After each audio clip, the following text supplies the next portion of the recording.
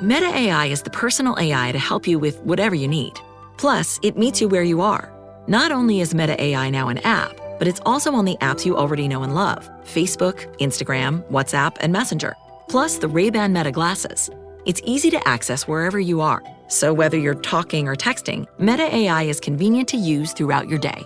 Experience our newest AI that's tailored to you by downloading the Meta AI app. Try the Meta AI app today on the Apple App Store and Google Play. What is Cafe Mocha? Cafe Mocha is experts, celebrities. What's up? This is Belle Biv DeVoe. Yours truly, Idris Elba. This is Fantasia. This is In Vogue. This is India Ari. So much more. All from a woman's perspective. What flavor are you, baby? This is Cafe Mocha. Cafe Mocha with Lonnie Love. Yo, I'm the producer, Angelique. It's been years since the Best Man movies hit theaters. And remember the series, Best Man Final Chapter? Apparently, it's not the final chapter. Filmmaker Malcolm D is back to talk about the next chapter of The Best Man. That's coming up on Cafe Mocha. You know what? This is the month of June, Angelique, and we're celebrating two important things this month. First of all, is Pride Month. And, when we talk about Pride Month, it's something that we celebrate every June to honor the 1969 Stonewall riots. And it's a time to recognize the ongoing struggles, the victories, and the visibility of the LGBTQ plus community.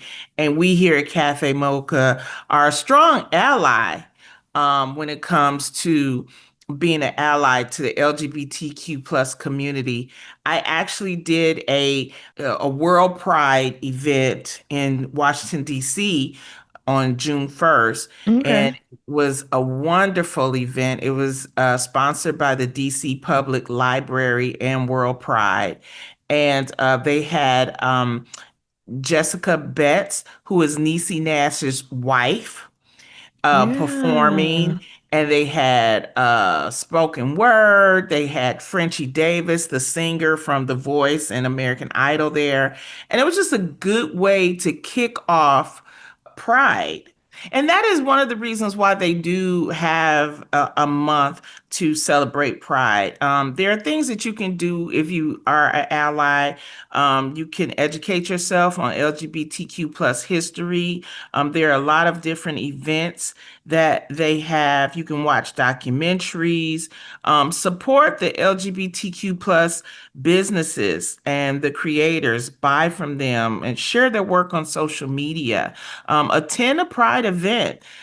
They're very fun. Oh, they're so much fun. They're entertaining. It's really good. And also you can donate or volunteer and help support organizations like the Trevor Project or GLAAD, the Transgender Law Center, or the National Black Justice Coalition. Even the small donations or volunteering time can make a big difference. So there's a lot of ways.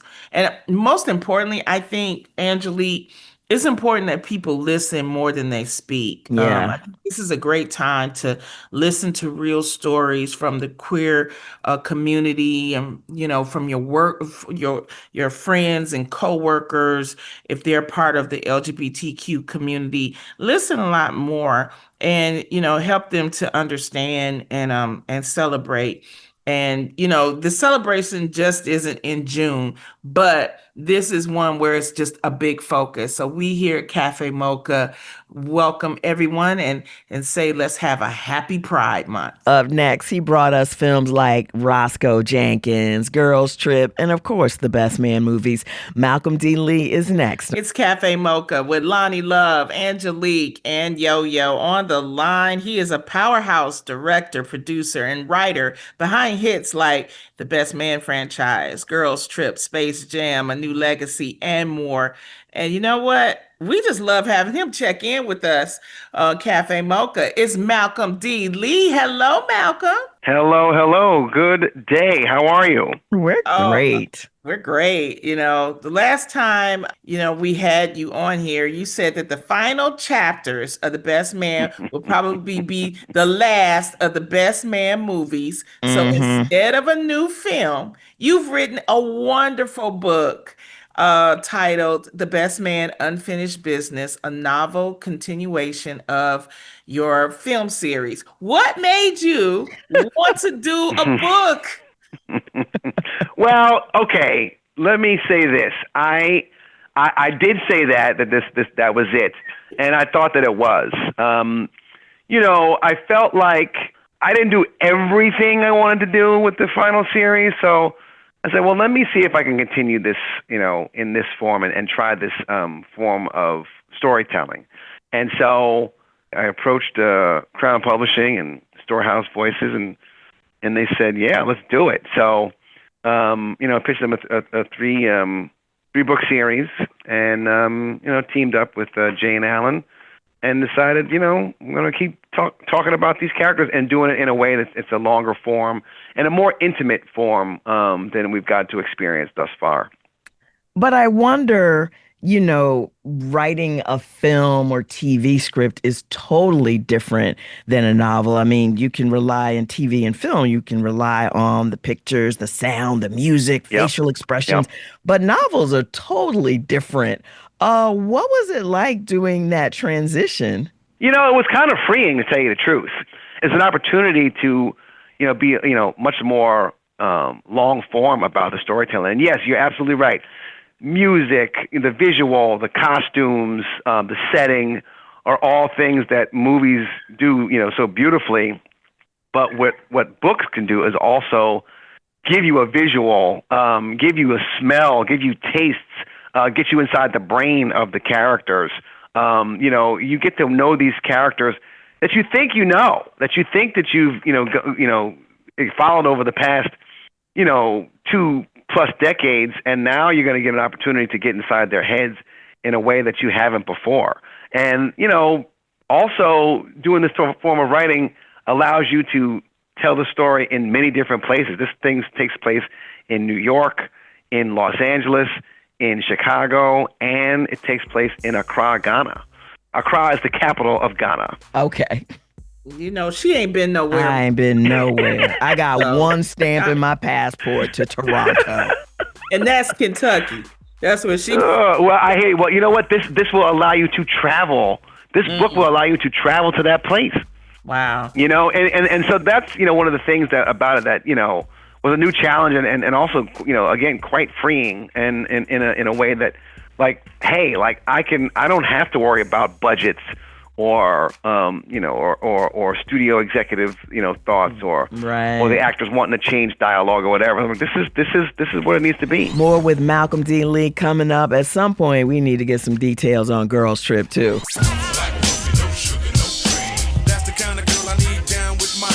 Standing in solidarity from a woman's perspective. It's Cafe Mocha. Cafe Mocha. We're on the line with the man behind the Best Man movies, Malcolm D. Lee. Let's get back into it. Now, you've only written the first novel, right? You haven't written the other two. How long did it take you, and what's your writing process, and is it different from your film writing process? Well, it's, somewhat different, in that when I write a screenplay, I'm usually doing it on my own. I had a collaborator on this one, just like I had a collaborator, numerous collaborators on Best Man Final Chapters. So I had a collaborator, and we actually, I had an idea about what I wanted to do, and explained it to her, to Jane Allen, who's written the Black Girls Must Die series, and she was, a great sounding board and person to partner with on this. And so, we actually, when we started talking and outlining and whatnot, it was, March of last year, and we finished around January. So it was, and that's with, me doing a ton of other stuff and her doing a ton of other stuff. So it wasn't like every day. And, it takes a little bit of time, for sure. It was a pretty intense timeline, but we got it done, and I think we got something done that was, I think people are really going to be enthralled with. It's not just like cookie cutter kind of like, right? I think we did a job that's very elevated, and that people are really going to want to keep turning the page for, and it goes there. It's a little spicy at times. I love it. Like spicy. It's Cafe Mocha on the line, Malcolm D. Lee, talking about his new book, The Best Man, Unfinished Business. Now, Harper, Jordan, and Robin have been central to the series, and in the novel, they face significant life changes. What aspects of their personalities or journeys did you find most compelling to explore in the new medium? I tell you what, they're all going through, midlife metamorphosis. It's much like they did in Best Man Final Chapters, and we get a chance in each chapter to go from their perspective. So, like, whole chapters are dedicated to Harper's POV, to Jordan's, to Robin's, and the other characters play a role and they make appearances and what have you. But, Harper is at a place where, it's post-divorce. He's living that bachelor life. He's a Pulitzer Prize winner. He's writing a sequel to a movie. But he's kind of untethered in his life, feeling a little bit kicked out. And Jordan has quit her job, as she did at the end of Final Chapters. Very, high-paying corporate job, and she's, doing mostly self-care and therapy out in Malibu, and moved away and tried to just, center her life on herself. But she too is feeling a bit like, I have only known the hustle all my life. So how is she going to balance that? And Robin obviously is in a completely new place, post-divorce. She's opened a new restaurant in Ghana. She's trying to make it. She's a great chef, but is she a great business person, a business owner? That's kind of the challenges he's having. Plus, raising her preteen daughter in a different country. So she has her own challenges, and there might be a male suitor that's coming her way as well. Yes, that's what I want to know. Can't wait to read that part. Malcolm, you have built a lane that balances box office success with authentic Black narratives. How do you navigate Hollywood's pressures while trying to stay true to our stories? That's the first thing that I do is try to stay true to us, be authentic in my storytelling and my depiction of Black people and Black men in particular. My production company is called Black Mailed Productions, MALED. And, from the very beginning, I wanted to write to and about Black men because I don't think we've been fairly portrayed in media, both popular and so-called news. And so, that's always been my thing. And I always want to tell universal stories, and, that many can relate to. It has cultural specificity, but there's a universality that everyone can relate to.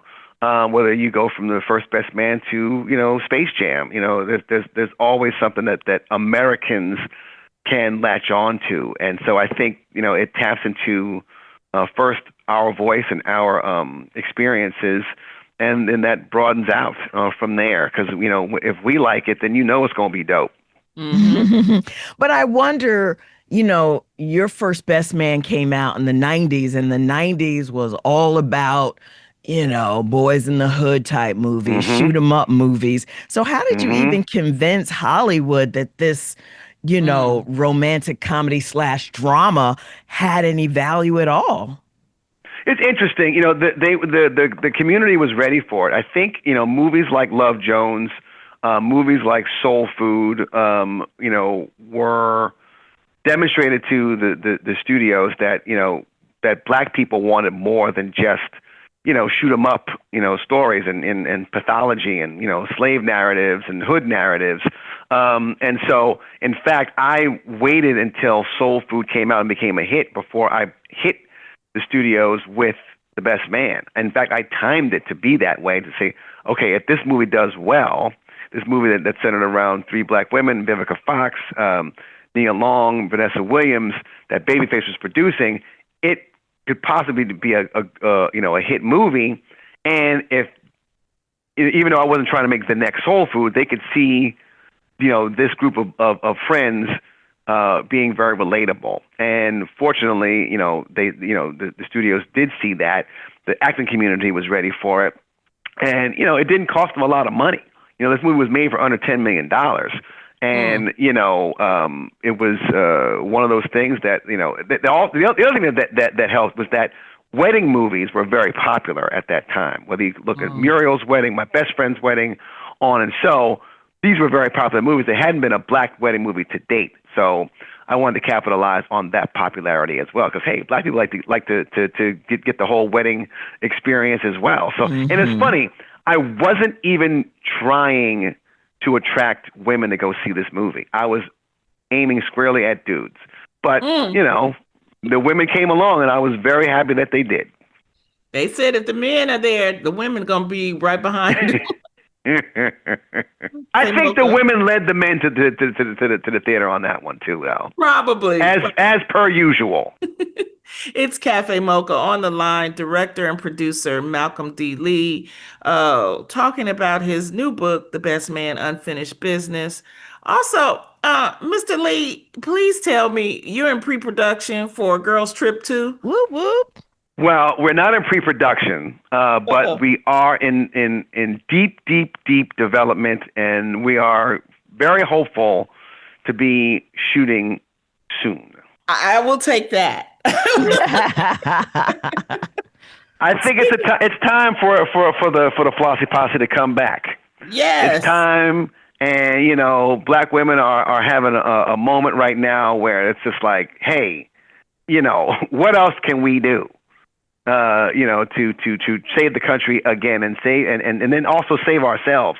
Mm-hmm. So I think what better way to do that than with a girls trip, another girls trip. Yeah, we definitely need it. As a director, Malcolm, there's a lot of pressure. This whole Hollywood system has changed. I mean, people on the inside see that it has changed. How has it changed for you? Is it harder to make a movie? Is it more discouraging? What are your thoughts right now with the Hollywood system? I think, it's a challenge. We went through a pandemic where things slowed down. People were working, they were writing things or what have you, and things were getting produced. I think, the streaming bubble burst, where not everyone was trying to make a streaming service. Not everybody was good at it, so they're scaling back. And then there was a huge writer and actor strike that really, dampened things quite a bit. So, yeah, there are a lot of challenges. I think all the studios are making less things.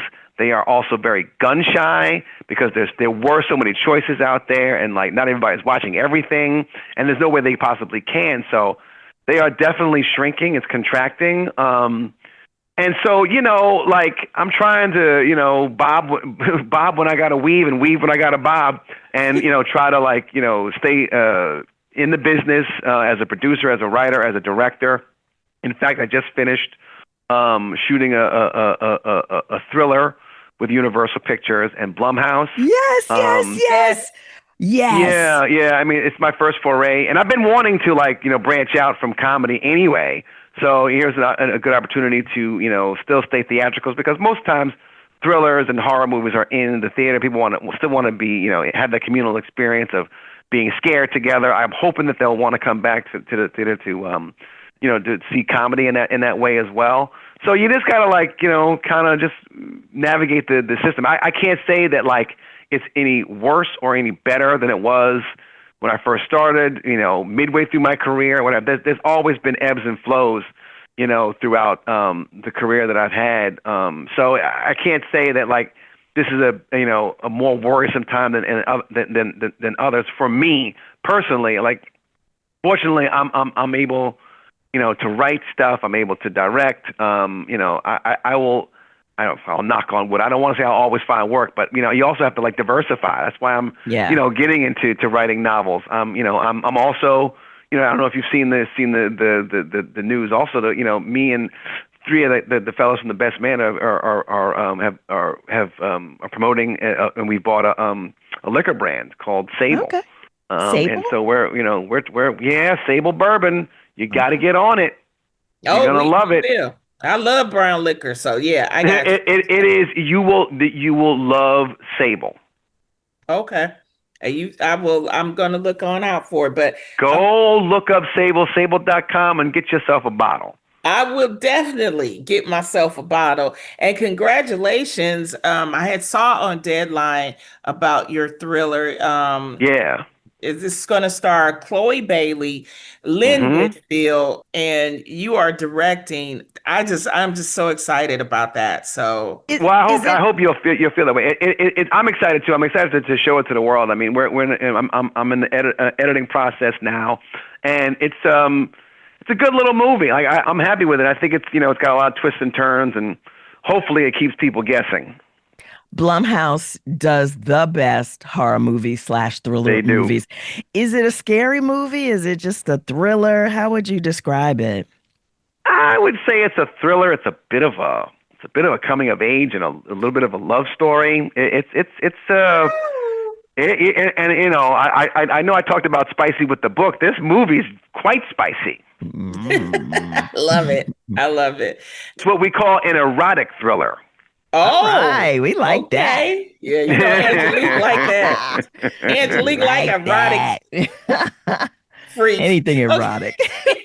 Before we let you go, Malcolm, what's one lesson you've learned early in your career that still guides your work today? I would say there's a couple of things.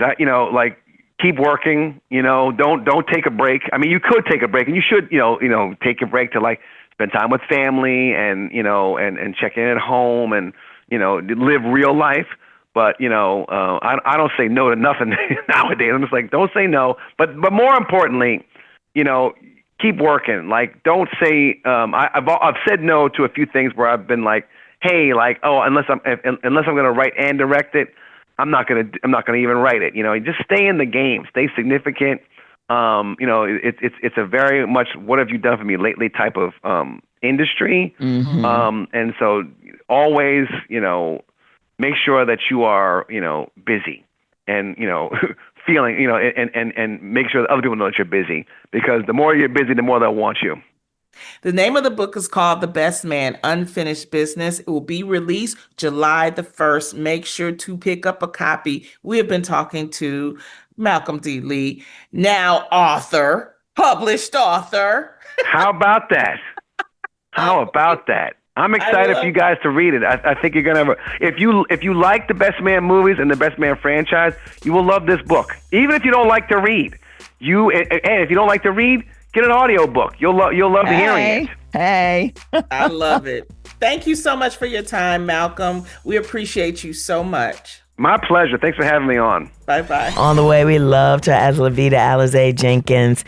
Terry J. Vaughn is next on Cafe Mocha. We're at Cafe Mocha Radio.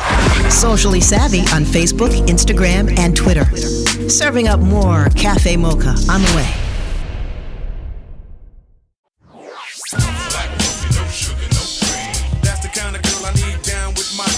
Standing in solidarity from a woman's perspective. It's Cafe Mocha. It's Cafe Mocha with Lonnie Love, Yo-Yo. I'm Angelique on the line. One of our favorite people, Terry J. Vaughn. Welcome back to Cafe Mocha. Oh, thank you. Thank you, ladies, for always inviting me in. I appreciate that. We are so excited for you. You are the executive producer of this new comedy, She the People. It's a political comedy. Can you tell us a little bit about your character? Yes. So it is a comedic, it's a political satire. Very much in the vein of Veep. Okay. If you guys ever watched that show. Yeah. And so my character is Antoinette Dunkerson, and we start the season with her running for lieutenant governor in the state of Mississippi. Oh, Lord. And yes, so all the things, just that everything that was in that oh Lord, that's exactly what we get to unpack on our show. So I think she's smart. She's worked her ass off. She comes from very humble beginnings. She basically grew up in the hood. Her family is still very hood. though she's, just been smart and worked her way up through politics. And now she's in the space where she is going to become the first Black female lieutenant governor in the state of Mississippi. Wow. And, watching her, we get to watch her code switch, in the political space. There's one way, but then when she's with her family and her friends, it's a whole nother version of her. She gets to let loose a little bit more. A little bit or a lot? There's a lot that she has to deal with. A lot that she has to, the governor, he's a very red, white Republican figure, and watching her have to deal with him, and, he's racist and he's belittling in a fun way that she has to find out how to navigate through that. So watching her juggle that, and she has 2 kids. She's a single mom, co-parenting with her ex-husband. She has her ghetto cousin is her assistant. And, and she's trying to really make a difference in her state, for her community, for her people. And she runs up against a lot of, just a lot of blocks, a lot of roadblocks that she has to navigate through.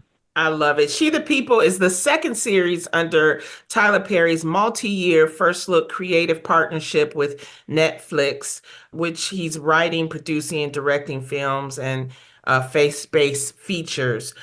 To me, Terry, we've been in this business a long time. And to be able to have this type of project, is this something that you always hope would come through someone like a Tyler Perry?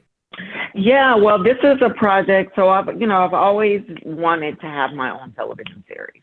I've been, on the ground pitching for the past at least 20 years. Wow. Show ideas. And this show is a show that came to me about, and literally when I say came to me, I mean came to my spirit about 7 or 8 years ago, when my girlfriend, London Breed, became the first Black female mayor of the city of San Francisco. Yeah. And watching all the stuff that she had to go through, knowing her upbringing, her background, I've always been really proud of her. And then once she got put in that position, just all the stuff that she had to deal with. Oh boy, and did she? It was always, so it was always a great story for me. Like when she became mayor and she won, and she had to do this whole special election because they just was not having it, and she still won. I was like, oh my God, that would be a great television series, because I've always loved Veep.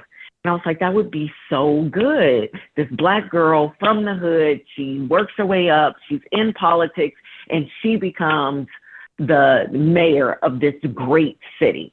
So I've always thought that story was amazing, and it could be told in a very comical way so that we can address some really serious, hard issues that we have to deal with in real life, but being able to make it more digestible through a comedy lens. So I have been working and actually pitching this show for years, and I teamed up with a writer whom I loved. I finally met the right writer, because I was having meetings with writers to try to team up with to develop the show idea. And I was finally introduced to Naya Palmer, and we just hit it off right away. I just love her. She got me. I got her. Her style of comedy was just really irreverent, and it was just like what I love. She's the type of comedy writer that I love. So we teamed up and we developed the story out more. And, she got busy working because she was writing on Run the World. I was getting busy just working on shows, directing shows and movies. So we had kind of put the project down. And what was that, 2023, when the writer's strike and the actor's strike happened. Yeah. And none of us, all our jobs went away. All of my work went away. And I was sitting at home and I was like, this cannot be okay. I cannot be in this position. What can I do? And so I was like, let me pick up She the People. And so I picked it up. I called Naya. I was like, Naya, look, I know we're all on strike, but would you be willing to write a proof of concept that if I can put a team together to shoot a proof of concept of this show, would you write it? And she was like, hell yeah, let's do it. And so during the strike, we were at work. We were writing this, getting this together. Because of the topic of the show, I thought it would be really important to have someone who was well versed in this world, this political world, and someone that I liked, of course. And so I thought of Keisha Lance Bottoms. Oh, yeah. And I reached out to her. And I was like, look, Keisha, I'm putting together this show. I would love to tell you about it. And so she met with me. I told her the show idea and she loved it. She was like, Terry, I love this idea and absolutely whatever you need from me. I'm in. I'm down. And I was like, what? Oh, what Go a ahead. blessing. And I just wanted to remind people that Keisha Lance Bottoms was I know people in Atlanta know her, but she was the mayor of Atlanta. Yeah. Yes. She was our wonderful mayor here in Atlanta and went on to be on the advisory team for Biden. So, this is really her wheelhouse. And having her to be able to share stories of things that she has experienced, being in that world as a Black woman, it just added more meat for our stories. And so we did. So we shot this proof of concept, just put all our heart and soul into it. And when the strike was over, I had my team, my agents, and I was like, look, you guys, I got this product. And I showed them. Everyone loved it. I was like, I want to pitch it. I want to pitch it for a show. And so they started sending it out. And everyone that called, every meeting that was set up, I'm thinking, let's get prepared for this pitch, guys. And they were pitching us why they should be the ones to do our show. Wow. And that never happened to me. That had never happened to me. The HBCU First Look Film Festival is looking for college filmmakers. You can win up to $5,000 and get exposure to some of the biggest names in Hollywood. Go to hbcufirstlook.com for more information. Submit your film. The deadline is August 28th. Again, go to hbcufirstlook.com. Here's your dose of espresso. Strong, hot news now. This is the espresso. Yes, Target did make a $300,000 donation to the National Baptist Convention, hoping to make the boycott go away. Pastor Jamal Bryant said, oh, no, you don't. 16 weeks later, you didn't deliver to us, even after we made your stock drop. But you thought you was gonna go around me and go to the National Baptist Convention and sell out for $300,000. Are you crazy? The Target boycott continues. Idris Elba stars alongside John Cena in the Amazon Prime movie Heads of State. It's about the President of the United States and the Prime Minister of UK find themselves embroiled in a worldwide espionage thing that means that they become a target and they have to find a way to work together to get to the end of the movie. That's the espresso. This is Cafe Mocha Radio from a woman's perspective. This is Cafe Mocha celebrating 15 years of radio from a woman's perspective with Emmy Award-winning talk show host and comedian Lonnie Love, hip-hop pioneer Yo-Yo, and me, I'm the producer Angelique. We're talking to Terry J. Vaughn about her political comedy, She the People. Let's get back into it. And so, Tyler was one of the first people that we met with, his team over there. And they they laid out the case why they were the best ones. And it's like, okay, y'all decide what y'all want to do. And I am so thankful. I am so thankful that he's the team that we teamed up with, because it has been the most beautiful, the most exciting, the most collaborative project that I have ever been able to work on. Nice. And he gets it. He's not afraid. That's the other thing. Tyler's not afraid to tell the stories, to tackle the tough topics. And he's a genius when it comes to comedy and improv, and the way we work. It's been incredible. It's been an incredible experience. Yeah, you guys are going to love it. It's for you. It's for all of you. It's us. It's our voice. It's realistic. It's funny as hell. She's flawed, but she's resilient, and she is smart, and she's relatable as well as aspirational. And I can't wait for you guys to meet her. Can you talk about how are you guys balancing the realness, but also the funny? Yeah. And how are you guys doing that? For the past 8 years in politics, it's been the most entertaining ever. It's been extremely entertaining. Yes. It's been the highs and the lows. It's been laughter. It's been tears. It's been all the things. Mm-hmm. And I can't think of a better time. And when I say that, God is amazing, because I've had this show forever. I was told no so many times. We're not interested in doing a political show. We're not interested. But the timing, you guys, God is amazing. Mm-hmm. The timing could not have been more perfect. Mm-hmm. Because when we started this journey, even when we got the green light and the yes from Tyler and we started working on it, Kamala was not in position for running for president as of yet. Mm-hmm. That hadn't happened. And we were shooting this show when all that happened. We were like, oh my God, what have we stumbled into? Right. Terry J. Vaughn, the new comedy called She the People. She stars in the show. She created the show. She's a writer, director, and she's our guest. Go to your Netflix account, search for She the People, so you won't miss it.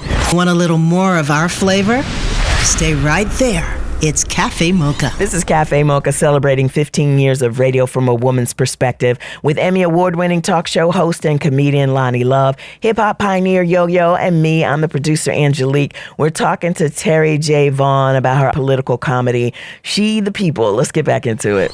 Because when we started this journey, even when we got the green light and the yes from Tyler and we started working on it, Kamala was not in position for running for president as of yet. Mm-hmm. That hadn't happened. And we were shooting this show when all that happened. We were like, oh my God, what have we stumbled into? Right. And so it's perfect timing and balancing the absurdity of all the things that is happening that is laughable. And I often wonder, what, as a Black woman in a space like this, what do you do behind closed doors? It's you have to be politically correct when the cameras are on and, you're talking to your constituents and your peers. But then when you go home and you're like, what just happened? And, and you get to, you got to have these conversations with your kids and your friends, and you drink wine and you let loose. I want to see that. And so we get to do all of that and make fun out of what's going on in the world and how absurd people are. I love that. Who are some of the other people featured on the show with you, Terry? So I have, Keisha Lance Bottoms is an EP on it, as well as Naya, the co-creator, an EP on it. Acting on it with me, Jo Marie Payton from Family Matters. She plays my mother. Yes. And you guys are going to get a kick out of seeing her, because she is not Miss Winslow on this. I love it. Love it. She is my ghetto ass mama. Oh. It is amazing. So it's fun playing with her. Jade Nova. She plays my cousin. She's hilarious, and I'm so happy for her. She does so good, you guys. So I can't wait for you guys to see her in this life. She's hilarious. Dion, and he's a comedian. He plays her boyfriend on the show. He's hilarious. T.C. Carson plays a friend of mine on the show. He's hilarious, of course. Denise Boutte. The whole cast is hilarious. Yeah. I have an amazing cast. Thank you again. Congratulations again. And we'll be watching out for it. We will. Yes. Thank you guys so much. Congratulations. So thank you guys for having me. Thank you for promoting the show. And thanks for helping make it be number one on Netflix. Yes. All right. Yeah. We love you. Thank you. I love you guys. I appreciate y'all. Thank you. If you want to hear the full conversation with filmmaker Malcolm D. Lee, check out the podcast wherever you listen to podcasts. If you want to become the next Malcolm D. Lee, submit your film to the HBCU First Look Film Festival at hbcufirstlook.com. Until next time, you can find us on all platforms at Cafe Mocha Radio. Cafe Mocha is a production of Miles Ahead Broadcasting in partnership with Super Radio. Executive producer Sheila Eldridge. For comments, booking, or more information, visit cafemocharadio.com.